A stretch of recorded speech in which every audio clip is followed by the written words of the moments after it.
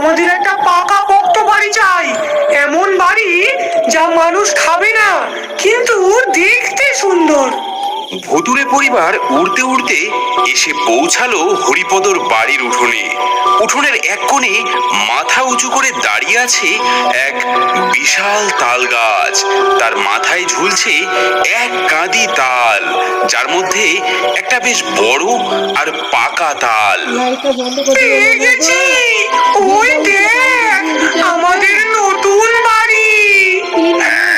তাল গাছ অত উঁচুতে আমি উঠতে পারবো না যে, তার যে চলো কোনো শেওড়া গাছেই থাকি। বাবা তুমি তো দেখছি কুড়ের বাদশা। মা চলো তো, ওই তাল গাছটাই আমার পছন্দ, দোতলা বাড়ির মতো লাগছে। ঠিক বলেছিস, আজ রাত থেকে ওটাই আমাদের নতুন ঠিকানা, তাল প্রসাদ।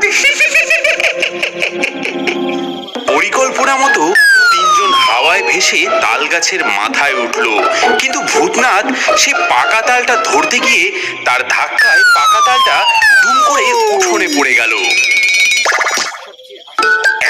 গেল গেল গেল, আমার তাল প্রাসাদ ভেঙে গেল যে। এখন আমাকে এই গাছের মগ ডালেই মনে হচ্ছে বাকি জীবনটা কাটাতে হবে। চুপ করো তো, আমি পেতনি, বেঁচে থাকতে বাড়ির চিন্তা করতে হবে না। পেতনি মাটিতে নেমে এলো, পড়া তালটার চারপাশে তিনবার ঘুরে বিড়বিড় করে কি জানি মন্ত্র পড়ল। তাল তালা লিং, ছোট থেকে বড় হি। অমনি সেই ছোট্ট তালটা বেলুনের মতো ফুলতে শুরু করলো। দেখতে দেখতে একটা আস্ত ঘরের মতো বড় হয়ে গেল।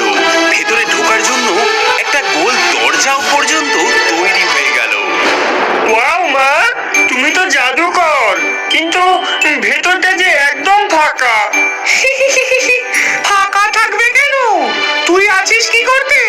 যা হরিপদর বাড়ি থেকে কিছু জিনিসপত্র ধার করে নিয়ে আয়। এক্ষুনি ছুটে যাচ্ছি মা।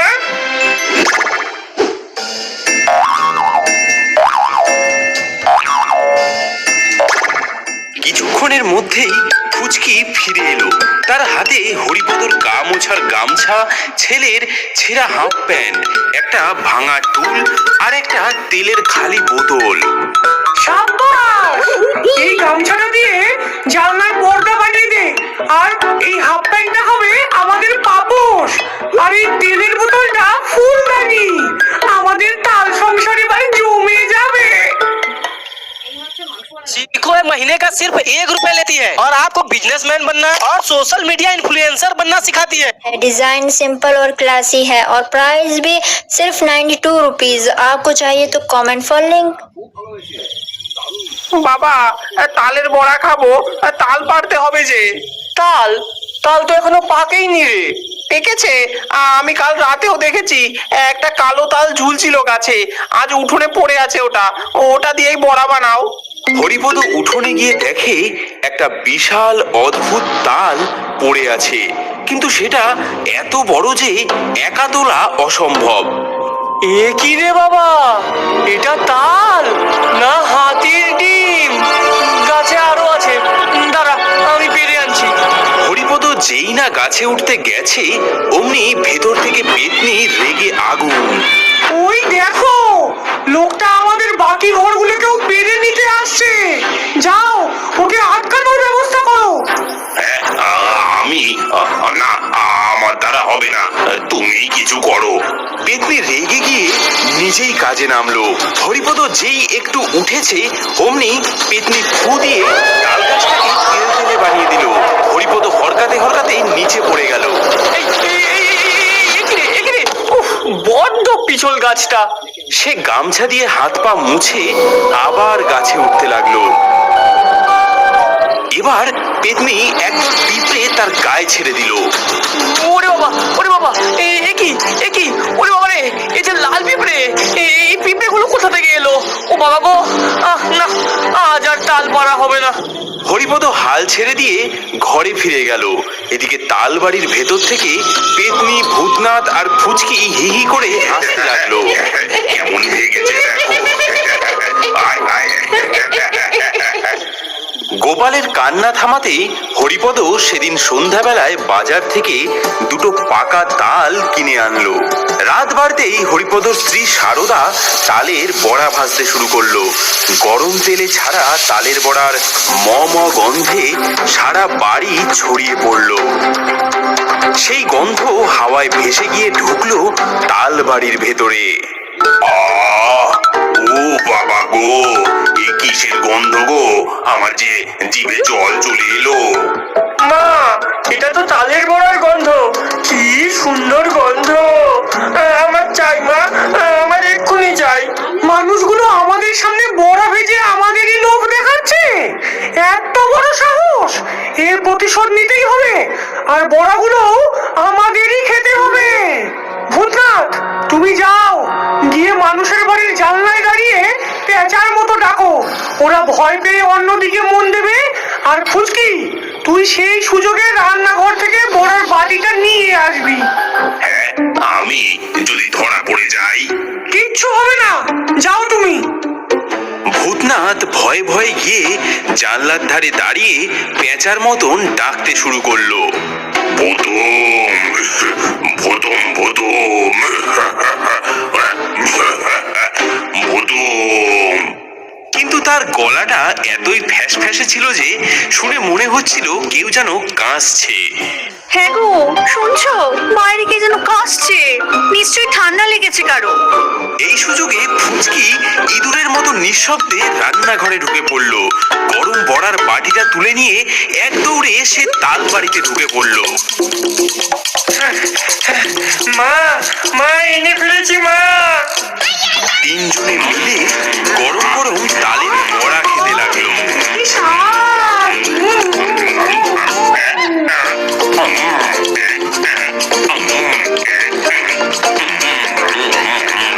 কি সুন্দর বউ খেতে। কি স্বাদ, জন্মেও যে এমন জিনিস খাইনি গো। দেখলে তো আমার বুদ্ধি, এবার হবে আসল মজা।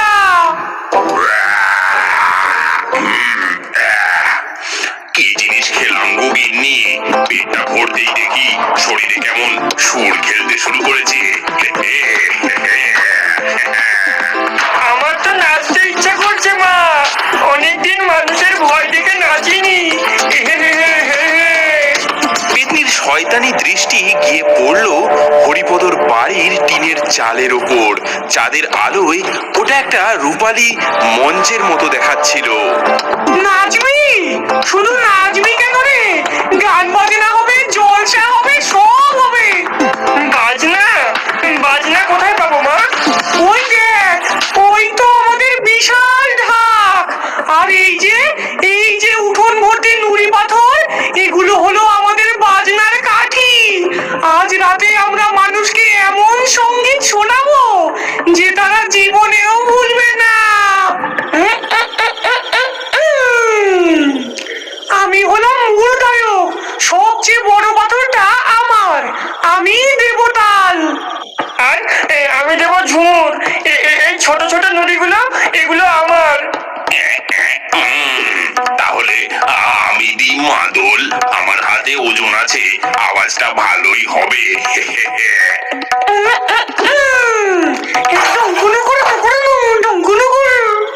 হ্যাঁ, এ কিসের শব্দ? বাদ পড়লো নাকি গিন্নি? ওয়াও মা, কি সুন্দর শব্দ। এটা তো সবে শুরু রে, আসল জলসা তো এখনো বাকি। চল সবাই একসাথে।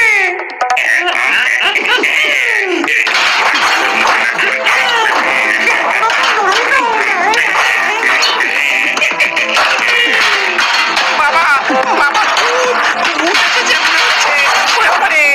চালে ঢিল মারছে গো, ডাকাত পড়লো নাকি বাড়িতে?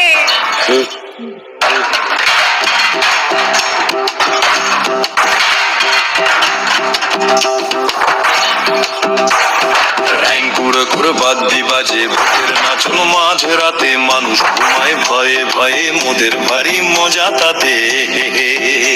ওই ঠাকুর কুর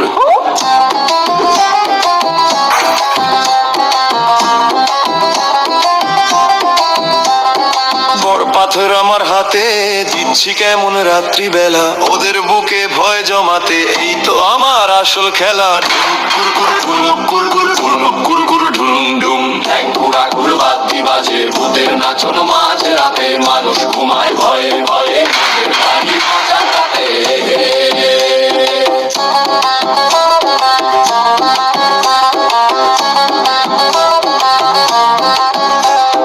ছোট নুড়ি ছুটছি কেমন, দিনের চালে লাগে বেশ, পাখির মতো নাচি আমি, নেই তো ভয়ের মাত্র লেশ।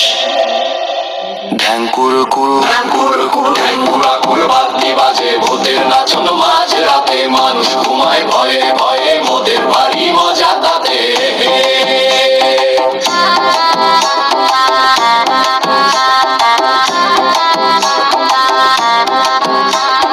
পূবের আকাশে প্রথম আলোর রেখা দেখা দিতেই তারা তাদের কনসার্ট শেষ করে। এই তো শান্তি, মানুষের ভয় আর আমাদের উল্লাস। আজকের রাতটা সার্থক হলো। আমি বুঝেছি, এই কাণ্ড ওই উঠোনের তালটারি। ওটা সাধারণ তাল নয় গো, আজ রাতেই ওটার বিহিত করতে হবে। কিন্তু কিভাবে? ভূতেরা সর্ষে আর লোহা ভয় পায়। আজ অমাবস্যা, আজ রাতে আমরা সারা উঠোনে মন্ত্র পড়া সর্ষে ছড়িয়ে দেব, আর তালটার চারপাশে গরম লোহার শিক পুঁতে দেব। দেখবো ভূত কোথায় পালায়। তারা স্বামী স্ত্রী মিলে ফিসফিস করে পরিকল্পনা করছিল, কিন্তু তারা জানতো না ফুচকি তাদের ঘরের জানলার নিচে কান পেতে সব শুনছিল। সে দৌড়ে গিয়ে তার মাকে সব বলে দিল। সর্বনাশ! সর্ষে ছড়ালে তো আমরা এই তালবাড়ি থেকে বেরোতেই পারবো না। আর গরম লোহা, ওরে বাবা গো!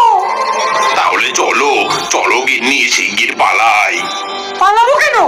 লড়াই হবে, বুদ্ধির লড়াই। ফুচকি, তুই আজ রাতেই তোর মামদো মামা আর স্কন্ধকারে দাদুকে ডেকে আন। ওদের সাহায্য লাগবে। মানুষ চালাক হতে পারে, কিন্তু আমরা হলাম ভূতের রাজা। মাঝরাত হরিপদ আর সারদা এক বাটি ভর্তি মন্ত্র পড়া সর্ষে নিয়ে বের হলো। আয় ভূত, আয় আয় পেতনি, আয় ব্রহ্মদৈত্য, যে যেখানে আছিস আয়। তার কথা শেষ হওয়ার আগেই উঠোনের কোণে একটা ছায়া মূর্তি নাচতে শুরু করলো।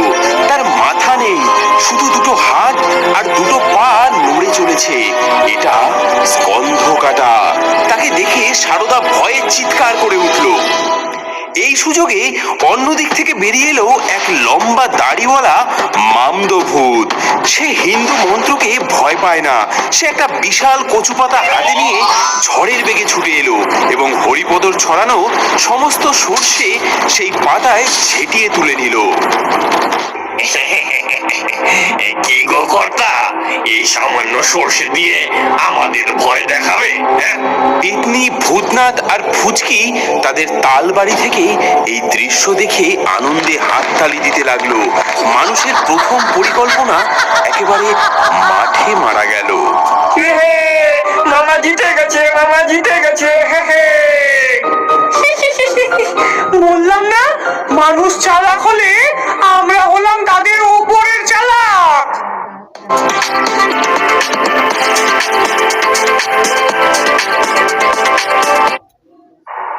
আর পারা যাচ্ছে না সারদা, এরা সাধারণ ভূত নয় গো, এরা রীতিমতো সংঘবদ্ধ দল। সর্ষে, লোহা, মন্ত্র কিছুতেই কাজ হলো না। বাড়িটা ছেড়ে দিয়েই পালাতে হবে মনে হচ্ছে। পালাবো কেন? ভূতের সবচেয়ে বড় শক্তি কি বলো তো? তাদের ভূতুরে ক্ষমতা? না, তাদের সবচেয়ে বড় শক্তি হলো মানুষের ভয়। মানুষ ভয় পায় বলেই তারা ভূত। যদি মানুষ ভয় পাওয়া বন্ধ করে দেয়, যদি উল্টে তাদেরই কাণ্ড কারখানাগুলো উপভোগ করতে শুরু করে, তাহলে কি হবে বলো তো? মানে কি বলতে চাও তুমি? মানেটা আজ রাতেই বুঝতে পারবে। আজ আমরা ভূতেদের সঙ্গে একটু অভিনয় করব।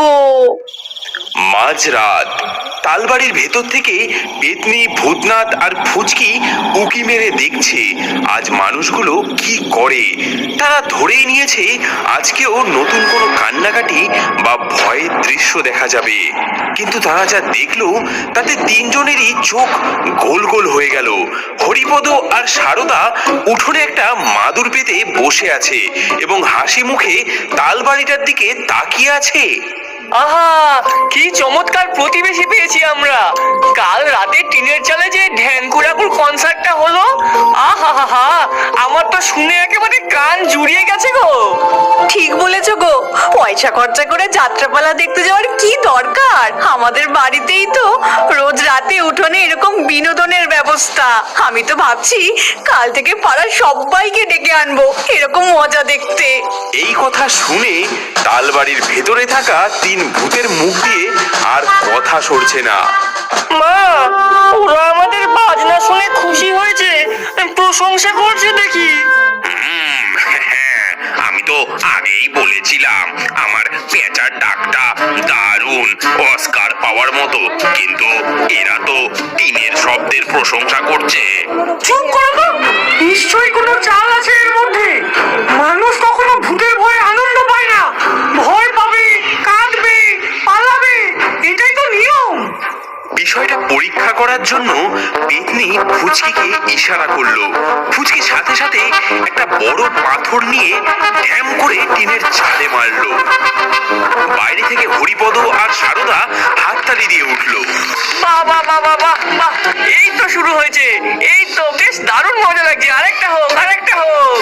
এবার পেতনি নিজেই একটা বিকট হাসি হাসলো, যা শুনে সাধারণ মানুষের বুকের রক্ত হিম হয়ে যাওয়ার কথা।